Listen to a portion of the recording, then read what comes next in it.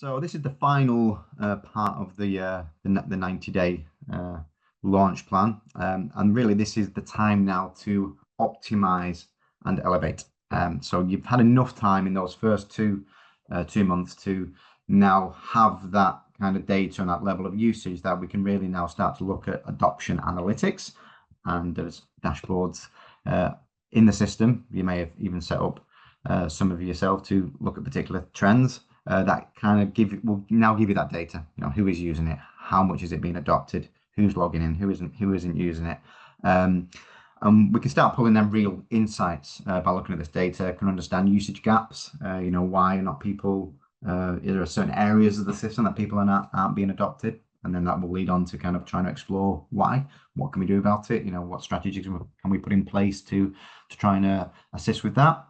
So this is where you turn like the system from operational to strategic, really. Celebrate wins.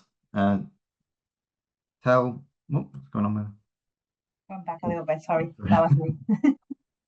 sorry about that. So celebrate wins. Tell success stories. Again, it's going back to communication. Try and get your business excited about what's next, because like I said, this is going to be an ever-evolving system.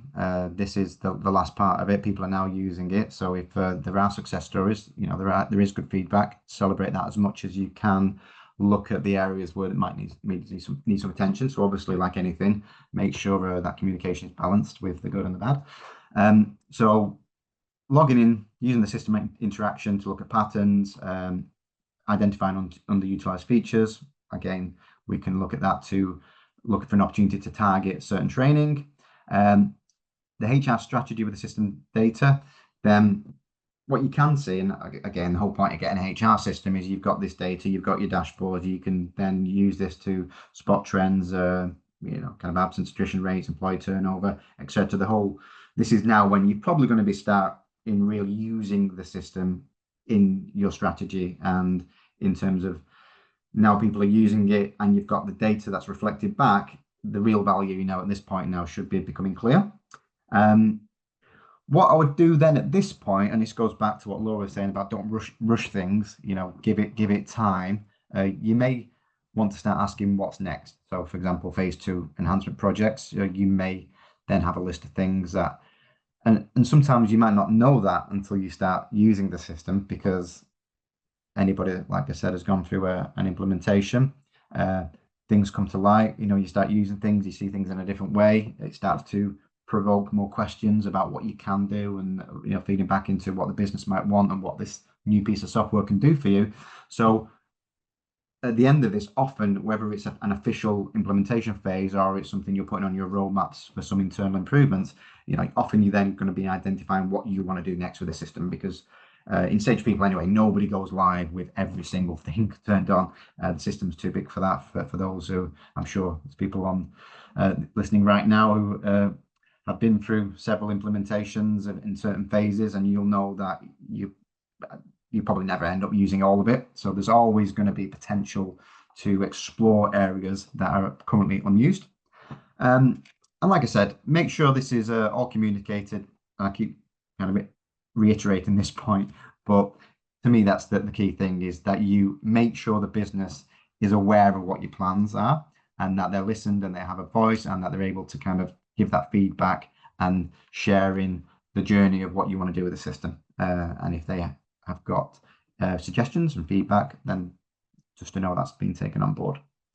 Okay, pitfalls to avoid. Right, so at this stage, obviously, you don't want to lose momentum. I mean, you've got through, you made it to today's 16, you're in this last part. So you have to be looking more long term now. So not assigning long term ownership is obviously a common pitfall.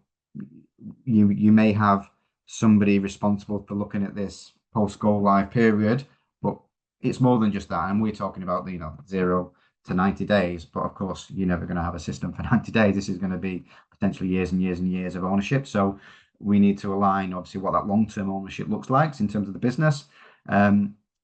Maybe don't overlook opportunities to integrate with other tools. Your tech stack's going to be ever evolving, like in any business area. So it could be that something else is on the horizon that you might want to look to try and get it to speak to Sage People. And don't ignore, obviously, the insights from the adoption metrics that are now available to you. So stay proactive and stay data-led is the message. So pitfalls, like I said, lack of long-term ownership. A failure to establish that is going to be, you're not going to set yourself up for success if you don't know who's looking after the system long term. And don't ignore that data. Don't ignore the usage gaps. If a dashboard and the data is correct and it's telling you something, then obviously don't ignore it. The data is there to be used for a reason. It's to give you that data-driven insight and obviously make you able to then kind of course correct and do appropriate actions to solve that problems.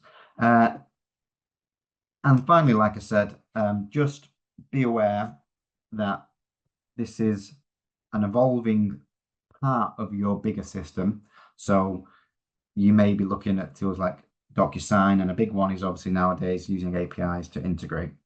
So this is still the first part of potentially, a bigger kind of tech overhaul that is involving, several integrations, and any opportunities that you can get to kind of feed into Sage People.